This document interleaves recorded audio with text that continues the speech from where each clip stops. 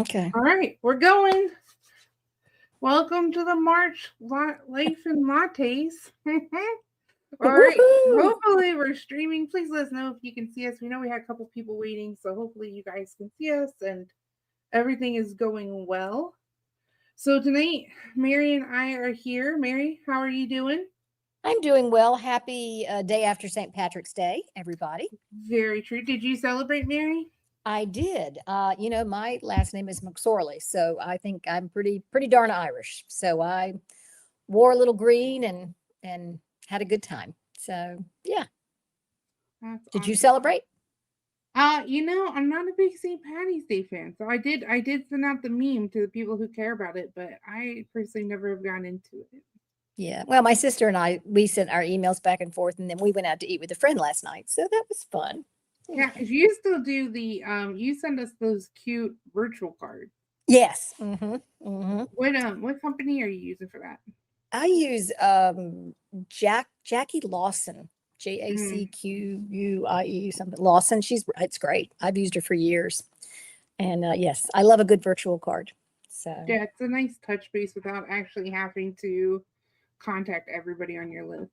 hmm yeah, yeah, All right. So we are joining in. I see some people are getting in. We got a couple of hellos. So welcome. Thank you guys for being here. We're always excited to have you. yeah. Um, so Mary, what is our life and seasonal update, which is kind of as people are coming on. We did the time change recently. So Oh it yeah. got me thinking about all the stuff we should be doing at the time change. Like, how they say texture smoke detectors, and that's important. But I saw a couple really good ideas I thought we could share. And one of them was cleaning your pet stuff. Like the actual toys. I know like we clean our bed a lot, but like the toys or like the food storage bin that we store the food in. So like he hmm gets his dishes washed all the time, but I can't tell you last time we cleaned those bins. So Yeah. like come I warmer weather, buddy. I think that's a brilliant idea, and in fact, I'm gonna. Now that you said that, my husband washed the dog bed yesterday. Bless his heart. I came home and it was being done. But yeah, we definitely need to throw all those dog toys that are washable into the washing machine. Now, here's an interesting hack. Before you toss the dog bed into the washing machine, you can always scrape up the dog hair.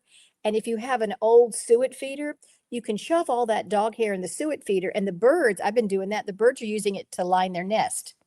So Okay. depending on where you are, the birds are just starting to nest. And Hmm. that was one of the things recommended by, I think, the Audubon Society or something that put dog hair because it's water resistant and soft. And Yeah. so it's kind of a recycle thing too. Well, the Great Pyrenees, I think we can do a lot of bird nests. No, I think you could probably stuff a suet container pretty quickly. pretty quickly every Pretty day. quickly, yes. Um, Um, One of the other ideas that we saw, Mary, was to update your medicine cabinet. And I thought that was a good one because you kind of are coming into the summer season. I think it's a little bit early here in Ohio for that. mhm, But yep. in the winter you have all the cold and flu kind of stuff, and then in the summer mhm. you need more of the um Aloe person, gel and right? sunscreen and lip protector All the and fun stuff. yeah, the chlorine dried skin cream and all of that stuff. So yeah, that's a good idea. And for those of you, it's time to put away the Christmas decor.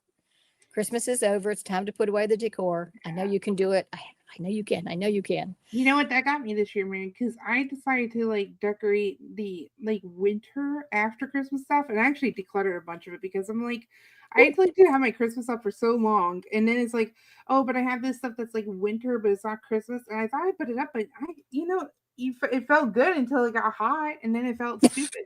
You know, we were in that blizzard, and then it was like, oh, look how pretty, and then next day it's 80 degrees, and I'm like, ugh, I'm really behind. Yeah, but you're in another winter. You're in the We'll second go or into third another winter. winter. But yeah, I Yeah. really felt like, one of the things I really don't do is that post holiday decor. I know people do, but for me, I'm like, I have all these items and I just really don't put them out. hmm So it's funny that you should mention that. Yes. Okay, well, speaking of mentioning things, tonight's call is all about organizing Q&A. So thank you guys to those who pre-submitted. If you're on the live and you want to, you can drop a comment in the YouTube chat. and we can see those. Those won't be saved after the video, so you can feel free to post whatever you want in there. And then around 8:30, we'll be going to a private Zoom room. So if you need the link for that, we'll be putting that in the chat. What am I forgetting, Mary?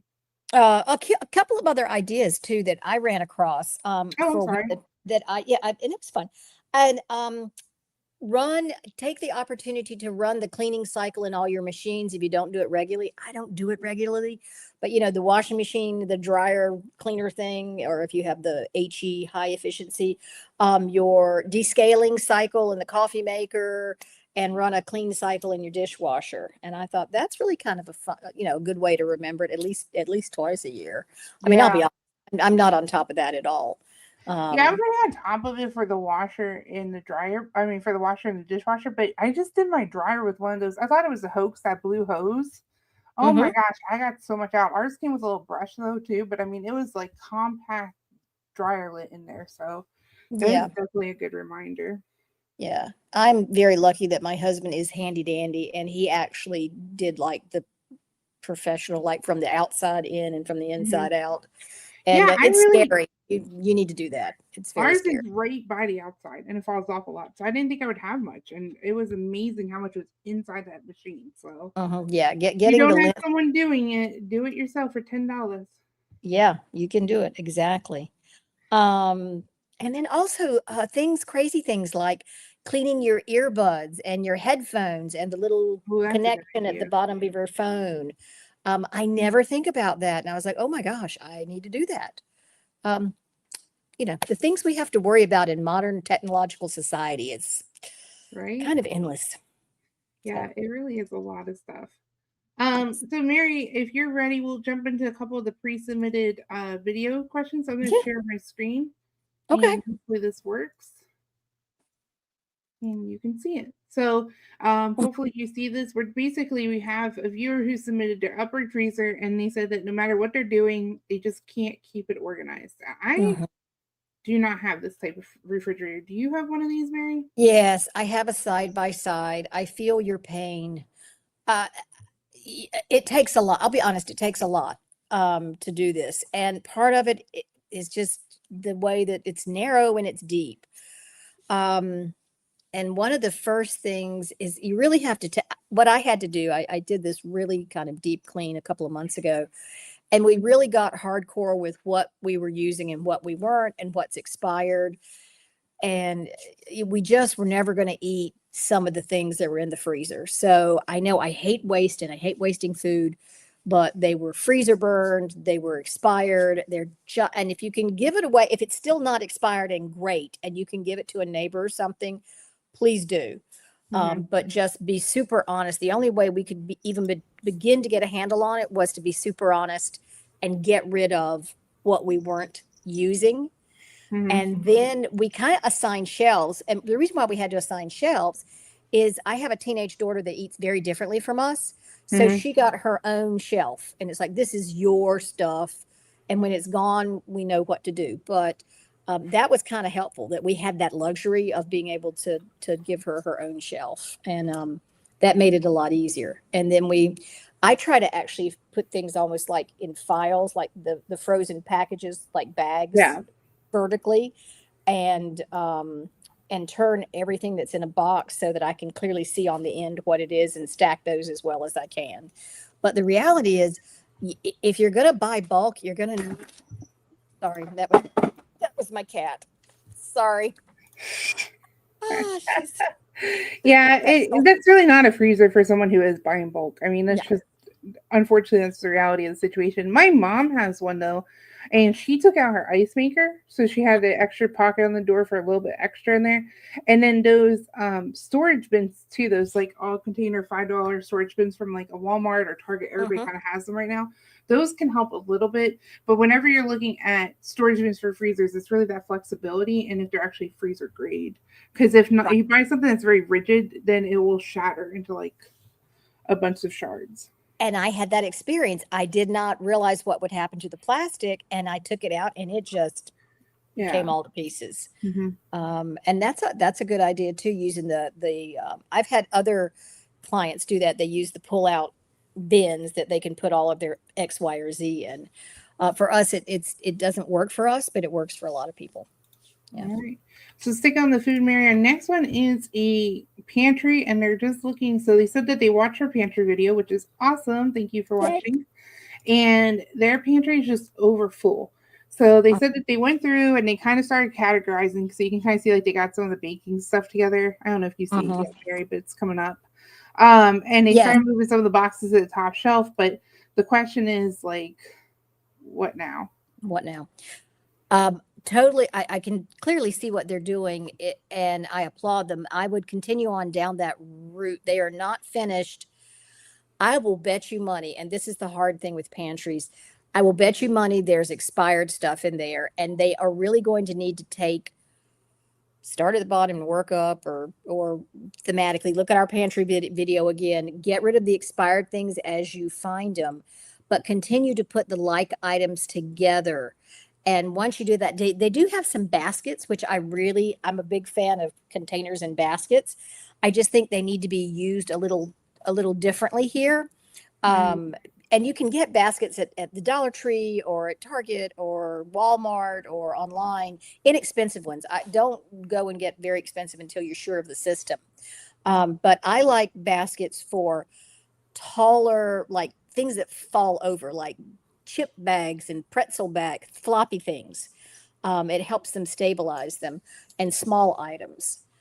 So for me, I would get that floor cleaned out, and they still have a fairly long way to go with getting like things together just based on the picture. But hey, they've got a great start. I mean, yeah. there's a good start.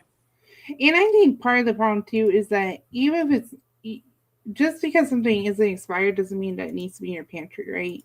So, and unlike the freezer food, if you don't have something going on, then that's a great opportunity for you to um, to actually donate those items. But like they had a lot of cooking supplies. Like, are you gonna use that much flour in a year? Because flour goes bad really quick, right? Uh-huh. Or are you gonna use that much frosting? And maybe you are. Maybe that is how your family operates. The other thing is like, can you pull out some? Like they had the cream of wheat and they had some baking stuff. Like, is there something that either use every day that could go in a cabinet, or is there something that could go in another location just to kind of get some of that seasonality out until you can get a better flow on your stuff? Because you basically at this point they need to eat out their overstock at this point. Right. You're right. If maybe they may have some cabinet space that once they organize their cabinets, if they're bakers, because if they've got that much flour and baking, and I saw a lot of baker's chocolate and that type of thing, Mhm. that seems to be something they're very interested in. They may be able to create like a baking cabinet that has all of those goods in them just in that specific area, and take it out of the everyday food pantry. Yeah. I know we have mild enough winters. It freezes, but not all the time. We refer to our garage as the second refrigerator, for until it gets hot, because we can keep Mhm. our soda and juice and ginger beer and whatnot in the refrigerator, and it stays kind of nice and cold in the garage, That's good. and it won't freeze. We did bring it in when it got super freezing several nights in a row, but we leaves it out there and it stays nice and cold, and that frees up our pantry from having so many, the beverages and whatnot. Yeah. So, And I get it though, because like as a couponer at heart, you do want to get that stock up sometimes.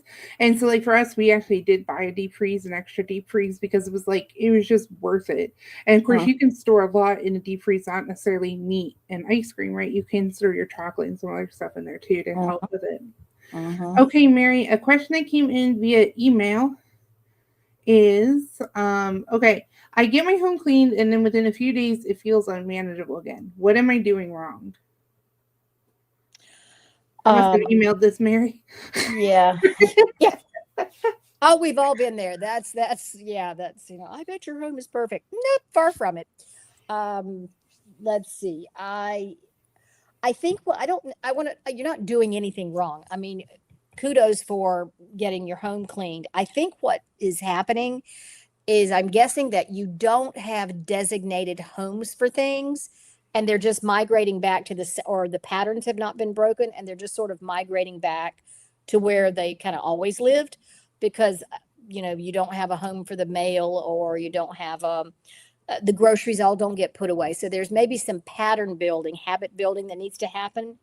And if you can keep it decluttered, you won't feel the need to do that deep clean. Or maybe she's crossing over the word clean and cluttering, decluttering. I don't know. Mhm. But I think that's what's happening is if you don't have homes for everything, grandma's adage was right. I think it's a place for everything and everything in its place. You will find that you are going to be frustrated because you are continually not having places to put things. Yeah. And I think in our house, like what happens to me is one, I do believe that the dust bunnies come. So like if I get the living room 90% clean, that 10% it will just ruin it, right? So it's really Mhm. trying to finish that room. And then what Uh-huh. I do is we kind of lock down that room. So like once if the whole house is a disaster and the bedroom's clean, then that room's locked down. And so if you want to take something to the bedroom, you have to put it away. Or if there's clutter in the bedroom, it immediately has to get addressed. And then you kind of move out from there into the other rooms. But there's Uh-huh. still like for us, like in our entry room, like it's just always such a mess. And so really having a place for that overflow would be great. We still just dump it on the floor. But Yeah. I would rather put it away. And we know a lot of people that do have that option to put it away, but unfortunately sometimes when you live with other people, it's hard to get that, sync going. It is. I mean, the buy-in and the sync, but some of it is just, like I said, habit building. And that hopefully that they will see that the environment is so much more peaceful Mhm. and easier to work in. And give me a second. I gotta let this cat who. Oh, yay! All right. Thank you. So the next question that came through while Mary's working on her cat issue is, should I organize my home or my papers first? And I think that this is a question we get a lot. So luckily now in our YouTube journey, we have both our home organization and our paper organization videos Yay. up. I definitely think that I would start with my paper first. Like if the space that you're on process your paper and is clean enough to do it, that you're not getting distracted, I would do that. So I would do the space on processing it, and then I would get my papers done first. I think I take kind, and this is how you and I differ, which I love. I think if they're both equally making you uncomfortable, I would do my physical space first. Okay, Uh, that's uh, interesting. Why? because for my brain to settle down, my spaces need to feel better and feel like I have control over them. And then all that paper I was gathering and finding as I was working through the spaces, the physical spaces, I now have gathered Mm-hmm. technically, theoretically in a basket or something, and I can start doing that. I think that organizing home space and all of it is a continuing journey. None is ever going to be one and done. Mm-hmm. It's like painting the San Francisco Bridge. Once you finish at the other end, you got to start all over again. Right. And that's just the reality because stuff comes into our house all the time. But for me, I would start with my space versus the paper. Yeah, that's where I definitely was because I need that calm. I I did the paper first just because I feel like the paper has so much more consequence. Like your house can be messy, but if your bills are late. Yeah, yeah. I understand where you're coming from. Yeah. Interesting perspective. I'm dropping the Zoom link, Mary, into the chat. So if you're on now, you'll be able to get that. If not, you can always go to Life at GoGo, our website, and you will be able to see it from there. So the website is life a go go life-a-go-go.com. So we'll leave that below. But basically, you can join from there. And then once you're on our newsletter list, you'll get the link every month. So you don't have to join again. But that's for the private Zoom room that's going to be starting here in about 10 minutes. Thank you for doing that. Okay. Did you have any other questions come through on your end, Mary? I have one more photo I'm trying to pull up. Um, yeah, oh, I got a couple actually. Where can and this is a big one. Where can I find affordable storage options? Because I know when I started my organizing journey years ago, I was so frustrated because these organizers, they had these beautiful, my dog just came in. He just swat kicked the door open and came in. They had these beautiful like before and afters, but the containers were expensive and I couldn't afford to go and buy containers like that or a piece of file furniture or anything Mhm. like that. So I think I always recommend that when you're starting, no matter where you are in the journey, to test the system out first with the very inexpensive containers. And you can get them at, Home Goods, Dollar Tree, Dollar General, online, Amazon. You don't have to drop a lot of money, or even make your own. Test with the boxes and the bins. We all have a ton of boxes coming in and out of our house, most likely, that you can always test there. And then if you want to upgrade, there are affordable ones. A lot of which I find at Walmart has some good ones. Amazon, if you hunt and peck, has some really good, read about the reliability and how always read the measurements. That is the huge thing. Measure twice, buy once. Um, so there are some places. Home Goods will occasionally have them. Here's the challenge. Places like Home Goods and TJ Maxx, they're all wonderful. Love them. They don't have the same thing over and over and over and over again. So if you're looking to really match everything, that might be a challenge. Lowe's Hardware has some really fabulous organizing stuff. Yeah, I personally like Walmart a lot. I think that they really have stepped up their organizing game. Walmart seems to be coming after everybody. Like they want to be the Dollar Tree dupe and the Pottery Barn dupe, Yes. And they have a really generous return policy. So if you do get like one container over or two extra, or whatever, you can return them, which is always nice. The other thing that I like is on Amazon is to look for the warehouse deals, because a lot of times somebody will buy the bins and then realize they don't work and then return them. And so now they're considered open product. And so you can get some really good deals on like fabric cubes or stuff like that. And then we do have a container video on our channel too that will help with that. And of course, if you're ever looking for something, just let us know, because we're out there shopping all the time for storage solutions. Yeah. So no problem. Mary, I'm going to share my screen again and show you this next one, which is the closet. This one actually was submitted a while ago, but we didn't get to answer them in January. So just posting up this photo here. Okay. So do you see it, Mary? Yeah, I can see it. Yeah. Okay, great. So did they share, because I didn't see this, what my purpose, I don't know what the purpose is here. That's my first question. It looks like it might be like a hall closet. Or is it like I said, this was from our January line that unfortunately didn't go well. So this was the last one that we didn't get to answer on that one. But from what she said, and I mean, we could text her and double check with her. I mean, I did get back to her in January, but now it's been a while.